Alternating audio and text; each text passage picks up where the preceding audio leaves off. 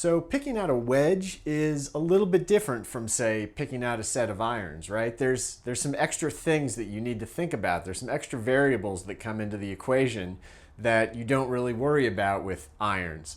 Things like the bounce, things like grind, things like different lofts. So we're going to talk about how do you pick the right wedge for your game. Let's go.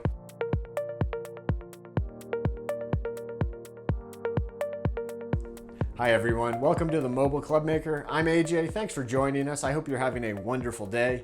So we are going to get into how to pick out the right wedge for your game, or the right wedges for your game, because like I said, there's a lot of extra stuff that you don't think about with other clubs that come into play with wedges. Some of it's pretty obvious, but some of it can be pretty confusing or misleading. So I just wanted to sort of go through each of these different items, each of these different variables, each of these different options that you've got to sort of help you navigate it, figuring out which one is going to be right for your particular game, your particular style of golf.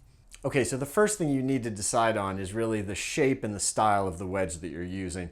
And I would say at this point, you really want to be honest with yourself about your abilities, about your game, because if you struggle with your short game, if having a wedge shot, having a chip or a pitch that you have to hit over a bunker to a green scares you, then I would say maybe you don't want to be looking at a blade style wedge like this Mizuno. Maybe you want to be looking at something with more of a cavity back design, something like this Cleveland wedge. Gives you a little more forgiveness, a little bigger sweet spot. So just sort of be honest with where your game is, where you think your game is going to be going, because not everyone is going to be best suited in one of these blade style wedges. Even though you see them all over, even though they sell a ton of them, that doesn't mean that it's really best for all golfers. Okay, so after you've decided, do I want more of a blade style or more of a cavity back style, then you can get into the details of sort of the shape, the look of it, the amount of offset, things like that. And that's just going to end up being more personal preference. Do you like more of a teardrop shaped head that's longer, or do you prefer more of a rounded head? Do you like the leading edge of the club to be straighter, or do you like a more rounded leading edge? Do you like more offset? Do you like less offset? These are all going to be personal preferences, and probably something that you figure out pretty quick. If you put a couple wedges down and just sort of look at them, you're going to know what suits your eye and what doesn't. And that's really as good a way as any to figure this stuff out, because these are going to be details that really are going to just come down to, what looks right to you, what gives you confidence when you look down at it. Okay, so the second thing you want to be thinking about is the lofts. Once you decide on a particular model, a particular head style, then you're going to want to look at the lofts, because in most cases there's going to be a variety of loft options. This is really just going to come down to what the rest of your set makeup looks like, what your pitching wedge loft is, and sort of figuring out your spacing from there. So if you've got one of these strong lofted set of irons where the pitching wedge is maybe 44 degrees or something like that, then you maybe want to be looking at something like 48, 49, 50 degrees for your next wedge, and then maybe 55 degrees for an additional wedge after that. If you've got a more sort of traditional quote unquote set where your pitching wedge is more 47, 48, which is harder to find at this point, but if you did, well then you may want to be looking at more of a 52 degree gap wedge into a 56, something like that. Also, you have to sort of decide, am I looking for a 4-wedge setup, pitching wedge, gap, sand, lob, or am I looking at a 3-wedge setup, just pitching wedge, some sort of gapping wedge, and some sort of higher lofted wedge, call it a sand wedge, call it a lob wedge, but something in between there. All these things are going to be, again, dictated by one, what the lofts of your irons are, and then also how many spaces you have available, how many wedges you're wanting to play in your bag. Okay, so we covered sort of the obvious stuff. Now we're going to get into the things that maybe are a little more confusing, sort of mislead some people. The first one being bounce. Okay, so what I'll say when it comes to bounce is your friend. Bounce is a good thing. I think people get scared of bounce because they have this idea in their head that if they have quote unquote too much bounce, it's going to make that leading edge so high that they're just going to be hitting the golf ball basically right in the middle of the ball all the time.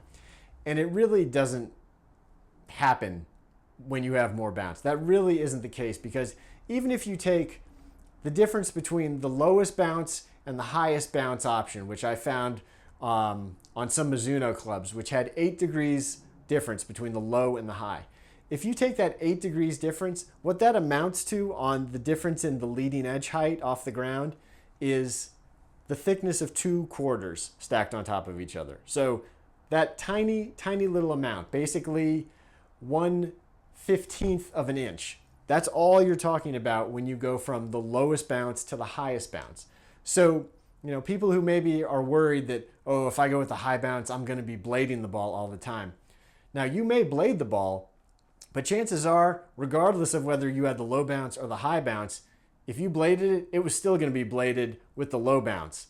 What I would say is really look at your game, kind of think about your game. How often do you duff a chip, stub a chip, that kind of thing, versus blade it over? And I would guess most people are going to say that they duff it, leave it short, far more often than they scull it or fly it over the green. And that is a perfect indication that, having a little bit more bounce is going to be helpful. So yeah, there are general rules about bounce where if you play in wet conditions or you have a really steep downswing and you take a big divot, more bounce is going to be better for you. And if you sweep it or don't really take a divot or you play off hard pan, that less bounce is going to be good.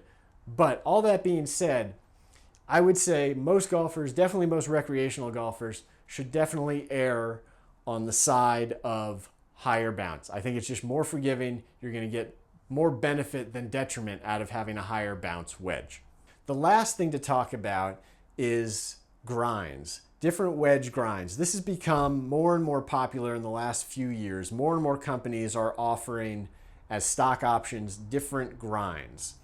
And this again can be very confusing because there's a lot of different options out there. They've got different names. They have different letter names like a K grind or a C grind or an S grind. And then one brand may call it one thing and another brand may call it something else. So it can definitely be confusing and can get people sort of lost when they're trying to figure it out. Grinds, very simply, what we're talking about is taking material off of the sole of the club. So if you start out with a completely sort of big, wide, flat sole, you start removing material.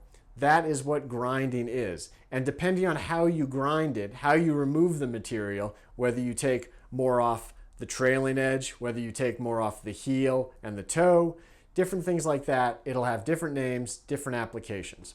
So when it comes to grind, it can be, again, it's sort of like bounce. It can be very confusing because they've got different names for it and they sort of show you in pictures what's going on there, but it's not always very clear what's being ground off, what isn't, which grind is best for which circumstance.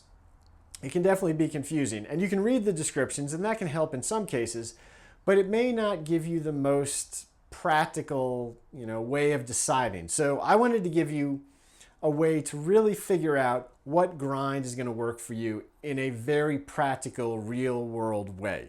So you probably obviously saw the picture that I have as my video thumbnail. And what you saw there is basically a bunch of drawing on the sole of the club. Now, it doesn't matter what drawing you choose to do on the sole. Let me start out with that. So what we're going to be talking about here is taking a Sharpie, and you're just going to be coloring in the sole of the wedge that you currently own. Now, it might look like this, or you could choose to do it like this. You could do something like this, or heck, you could even make it look like this. So it doesn't matter what the pattern is. You just want to make sure that you've got it colored in from the leading edge to the trailing edge, from the heel to the toe, basically covering the whole thing. Now, you also want to pay attention to, and maybe you know this, maybe you don't know it, maybe you didn't even pay attention to it when you bought it, but pay attention to what kind of grind is on the wedge currently. And you can basically tell when you look at it, depending on how you hold it in the light and how pronounced the grind is. But you can see, like in this wedge, this Mizuno wedge, it's got trailing edge relief, I can see it there, and it's also got a little heel relief and a little toe relief that I can also see. So what you'll do is you'll take the club, you'll put the ink all over the head, then you're just going to go out to the course and you're going to play golf. And basically, every 4 or 5 holes, maybe 6 or 7 holes, just kind of look at the bottom of the club, maybe take a picture of it and see where the ink is being removed from the head.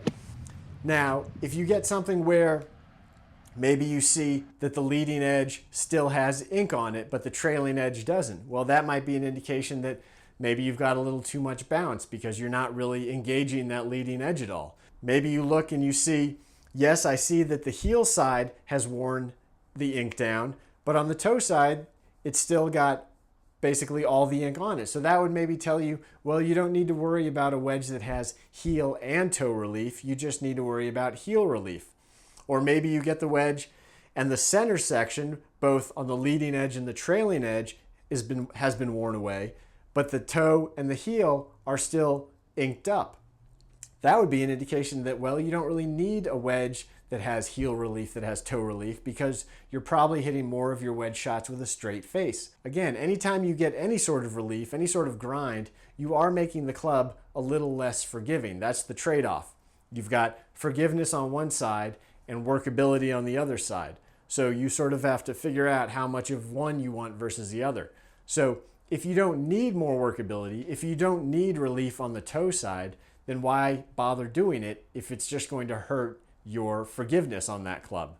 Now, the last thing I'll say when it comes to grind, and this is kind of like bounce, whereas bounce I always say more bounce is better, grind I always say less grinding is better. So if you struggle at all with your wedges, again, if you are in that camp of being afraid of those chip shots over a hazard or something like that, then I would not be so concerned about getting something with heel relief, toe relief, something like that. I think you'll be much better suited with just the stock full sole width. Nothing really ground off, just something more forgiving, easier to hit it high, straight, get you on the green, hopefully be able to save par with it. When you start getting into shaving it down, grinding down the toe and the heel, yes, it gives you more versatility. Yes, you can open up the face, you can close the face. It's easier to hit it off of different kind of lies, maybe side hill, uphill, downhill lies like that. Yes, it can be easier if you know what you're doing, but it is also less forgiving. So if you struggle making solid contact, again, I would default to the most generic, the biggest, widest, least ground version of that club that you can get, because that's going to be more forgiving. It's probably going to put you on the green more often with a chance to save par or whatever you're trying to do there. I think one of the main things is going to be just sort of being honest with yourself as far as where your wedge game, where your short game is. Is your short game one of your strengths? In which case, maybe going with something more of a blade style, maybe with some relief because you like to be able to open the face, close the face, hit different kinds of shots from different kinds of lies. That may make sense. Or is your game a little bit shaky when it comes to your short game, when it comes to your chipping and putting? In which case, I would say you want to be looking at things with more bounce, less relief, less grind, maybe something with a cavity back to help you just get the ball up in the air, land softly on the green, hopefully make some putts to save par, to save bogey. I hope you enjoyed the video. If you did, please go down below, give it a thumbs up, and if you haven't already, please subscribe to the channel. Also hit the bell icon down below so you'll know when I release new videos. I'm on Instagram. You can find me at Mobile Clubmaker. If you have questions, if you have comments, leave them down below. I read and answer all those. Until next time, go play some golf. We will see you on the next video. Bye.